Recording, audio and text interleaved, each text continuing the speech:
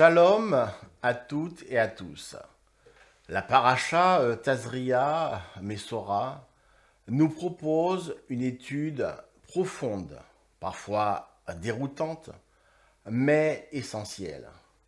Elle parle de pureté et d'impureté, du corps humain et surtout de la Sara'at. À première vue, ces textes semblent techniques, presque médicaux.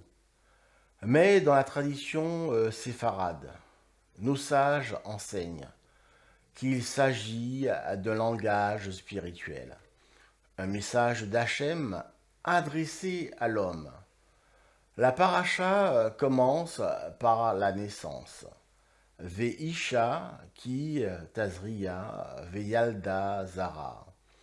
Lorsqu'une femme conçoit, elle enfante un garçon. La vie commence dans le mystère et dans la fragilité. Il y a un temps de retrait, comme un temps d'ajustement spirituel. La vie est précieuse, mais elle demande à être élevée. Puis, la Torah introduit la Sara'at. Adam, qui est Behor, Besoro, Nega, Sara'at. Lorsqu'un homme aura sur la peau une plaie de Sara'at, nos sages expliquent, ce n'est pas une maladie ordinaire, c'est une atteinte spirituelle. Elle est liée à la parole, au lachon hara, la médisance. La parole est une force, elle peut construire, rapprocher, encourager, mais elle peut aussi blesser, séparer, détruire. Quand la parole est mal utilisée, elle crée une rupture, et cette rupture devient visible. C'est pourquoi la Torah impose l'isolement. Badad Yeshev Amiutz la Ma'ane. Il habitera seul, en dehors du camp.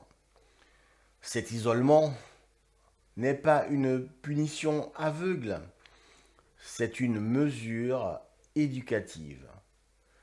Celui qui a séparé les autres est lui-même séparé pour réfléchir, pour comprendre, pour se reconstruire. Un point essentiel, ce n'est pas un médecin qui fait le diagnostic, c'est un Cohen. Cela montre que la dimension est spirituelle.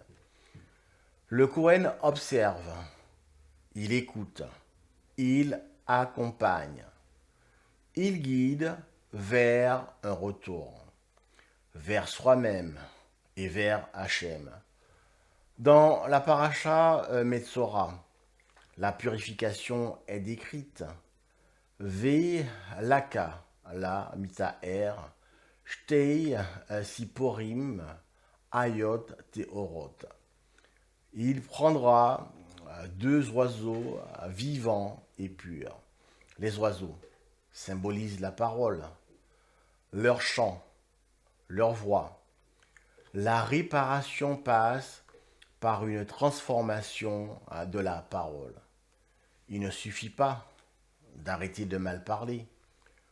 Il faut apprendre à bien parler, à encourager, à construire, à élever.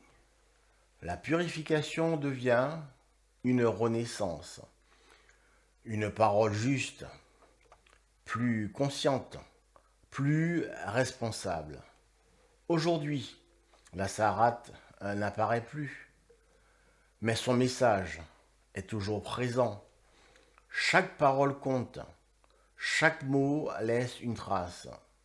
La tradition séfarade nous enseigne maîtriser sa parole, c'est maîtriser sa vie, c'est préserver l'unité entre les personnes.